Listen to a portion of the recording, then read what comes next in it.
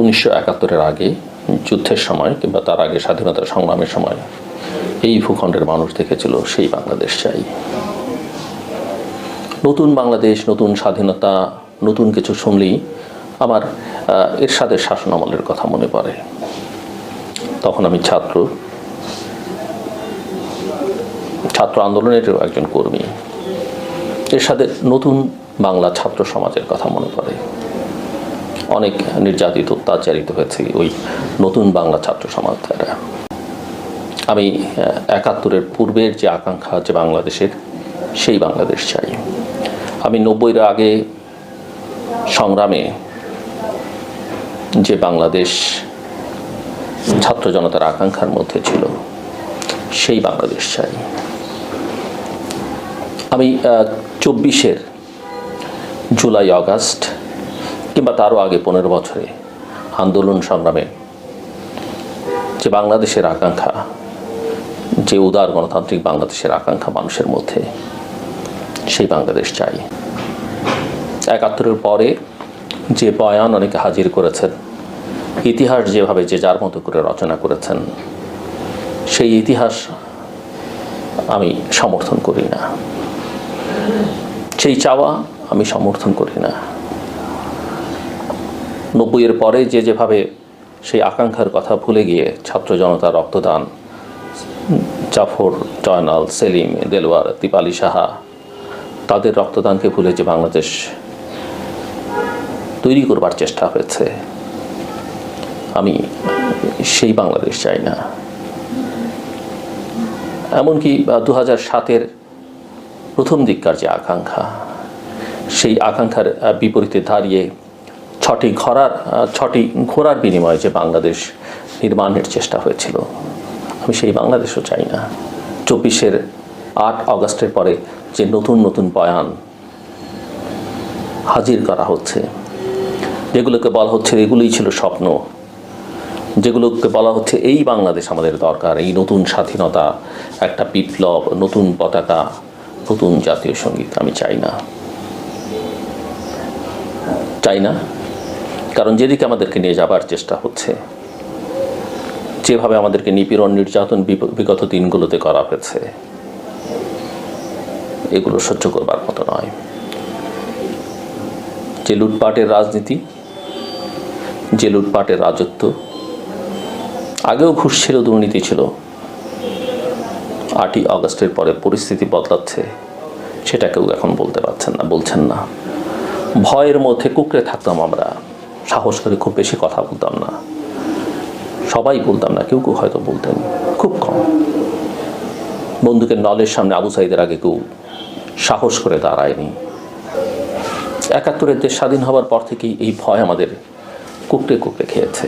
কখনো রক্ষী বাহিনীর ভয়, কখনো লাল বাহিনীর ভয়, কখনো গণবাহিনীর ভয়, কখনো নানান অপারেশন, নানান নামে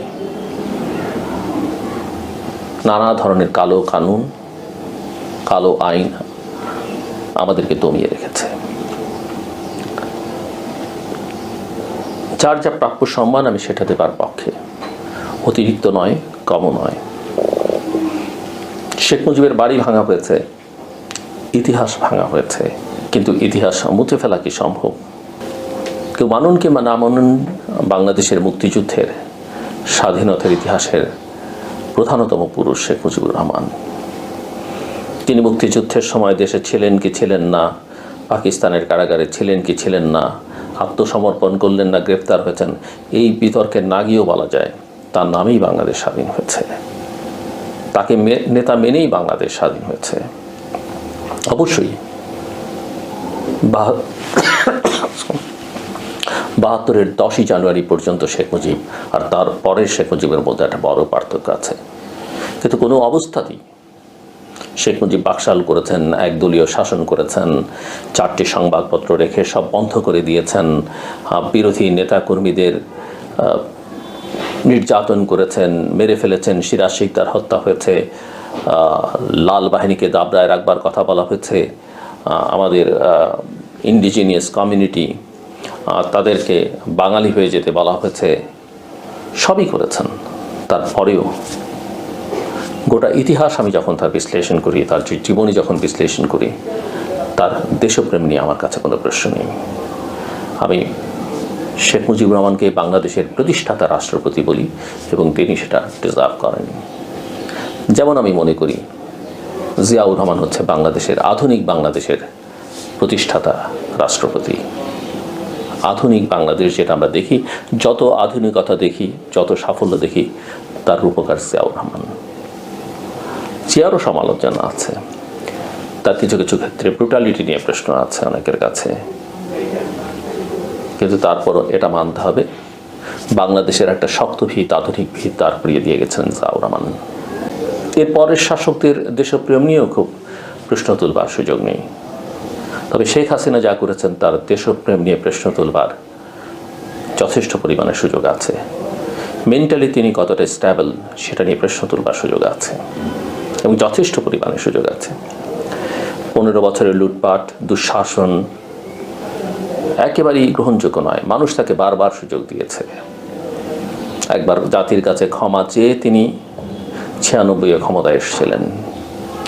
2008-এ যদিও সেই নির্বাচন অনেকের কাছেই প্রশ্নবিদ্ধ, তাকে মানুষ ভোট দিয়ে পাঠিয়েছে আমি ধরে নিচ্ছি, কিন্তু তারপর থেকে মানুষের অধিকার কি, ভোটের অধিকার, মানবাধিকার একবারের জন্য তিনি বিবেচনা নেননি। লুটপাট, দেশের টাকা বাইরে পাঠিয়ে দেয়া, প্রতিষ্ঠানগুলো, ভ্যালুজগুলো ধ্বংস করে দেয়া, এবং এখনও তার উচ্চবাচ্য সেটা এক ধরনের সাইকোপ্যাথের লক্ষণ। তিনি যেন এই জাতির প্রতি, এই দেশের প্রতি প্রতিশোধ পরায়ণ, প্রতিহিংসা পরায়ণ, এবং তার চারপাশের একটা বড় গোষ্ঠী। আমি পুরো আওয়ামী লীগকে নিশ্চয়ই যারা সমর্থন করেছেন তাদেরও দায় ছিল, তারা কেন কথা বলেননি, ন্যায়সঙ্গত কথা বলবার সুযোগ ছিল কিনা সেগুলো বলবার পরে কথা বলতে হবে। আওয়ামী লীগের নিঃসন্দেহে বাংলাদেশে অনেক সমর্থক রয়েছেন, নিরীহ সমর্থক রয়েছেন, যারা শুধুমাত্র ভালোবাসেন, আওয়ামী লীগকে সমর্থন করেন। তাদের প্রতি আমরা কোনো অবিচার করতে পারি না। একজনের অপরাধের জন্য, বাবার অপরাধের জন্য আমি সন্তানের বিচার করতে পারি না। একজনের অপরাধের জন্য একটা পরিবারকে আমি ঝুঁকিতে ফেলতে পারি না। কাজে যা কিছু করা হচ্ছে সেটা অন্যায় এবং সেটা বিপজ্জনক। যারা করছেন তাদের জন্য বিপজ্জনক, কারণ এই হিংসা প্রতিহিংসা একটা বৃত্তচক্রের মতো বারবার ঘুরে ফিরে আসে। আমি যেমন শেখ হাসিনার ফ্যাসিস্ট শাসন দেখতে চাই না, একই সঙ্গে ওই ফ্যাসিস্টকে প্রতিরোধ করবার কথা বলে নতুন ফ্যাসিজম জন্ম নিক সেটাও চাই না। কিন্তু ফ্যাসিজমের প্রতিধ্বনি, সেই কণ্ঠস্বর আমরা এখন দেখতে পাই এবং শুনতে পাই। আওয়ামী লীগ তার অপরাধের জন্য ক্ষমা চাইছে না বলে আমরা বলছি বটে, তার ক্ষমা চাওয়া উচিত, তার অনুশোচনা করা উচিত, সেটা আমরা দেখতে পাই না। এবং দেখতে পাই না বলেই আওয়ামী লীগের ভবিষ্যৎ এখনো পর্যন্ত অন্ধকার। একইভাবে 1971 সালে যারা আমাদের বিরোধিতা করেছে, পাকিস্তানি সেনাদের যারা সহযোগিতা করেছে,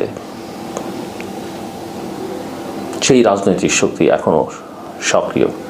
তাদেরও তাদের সেই ভুলের জন্য, সবাই সেই সময় জন্ম হয়নি, কিন্তু তাদেরও সেই ভুল স্বীকার করতে হবে এবং সেই দায় থেকে তাদের মুক্ত হতে হবে। যখন যুদ্ধাপরাধীদের বিচার করা হয় আমরা সমর্থন করেছি, অপরাধের বিচার হওয়া জরুরি, কিন্তু যে প্রক্রিয়ায় বিচার হয়েছে, অন্তত আমার কথা আমি বলতে পারি, আমি সেই প্রক্রিয়ার অনেক সমালোচনা করেছি। যারা সমালোচনা করেছেন তাদের স্পেস দিয়েছি। যখন গণজাগরণ মঞ্চ থেকে ঘৃণা ছড়ানো হয়, ফাঁসি চাই একটা বর্বরতার আওয়াজ তোলা হয়, সেই গণজাগরণ মঞ্চের কট্টর সমালোচক ছিলাম আমি, এবং যে কারণে আমাকে রাজাকার বলা হতো। যেহেতু আমার গভীর রাতে আমার অনুষ্ঠান হয়, আমাকে মধ্যরাতে রাজাকার আখ্যায়িত করা হতো।